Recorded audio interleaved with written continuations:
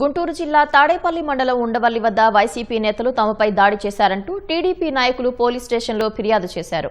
కులం పేరుతో దూషించడమే కాకుండా తమపై హత్యకు యత్నించారంటూ పెనుమాకకు చెందిన టీడీపీ నేత ఆరోపించారు. వైసీపీ నేతల నుంచి తమకు ప్రాణహాని ఉందని ఫిర్యాదులో పేర్కొన్నారు. దీంతో దాడిలో పాల్గొన్న వైసీపీ నాయకులపై పోలీసులు కేసు నమోదు చేశారు. ఉండవల్లి సెంటర్లో వైసీపీ మరియు టీడీపీ వాళ్ళ మధ్య చిన్నపాటి ఘర్షణలు చోటు చేసుకుని దాని మీద టీడీపీ నుంచి కొంతమంది నాయకులు వచ్చేసి వాళ్ళకి వైసీపీకి సంబంధించినటువంటి వ్యక్తులు గాయపరిచారని చెప్పేసి రిపోర్ట్ ఇచ్చారు. దాని మీద మేము విచారణ చేసి కేసు నమోదు చేసి తగిన చర్యలు తీసుకోవడం జరుగుతుంది. ప్రోగ్రామ్ క్యాన్సిల్ అయిందని చెప్పారు. మళ్ళీ తర్వాత స్టార్ట్ అయ్యారు. వాళ్ళకి ఎటువంటి పర్మిషన్ కూడా అప్లై చేయలేదు. వాళ్ళకి ఎటువంటి పర్మిషన్ కూడా ఇవ్వలేదు.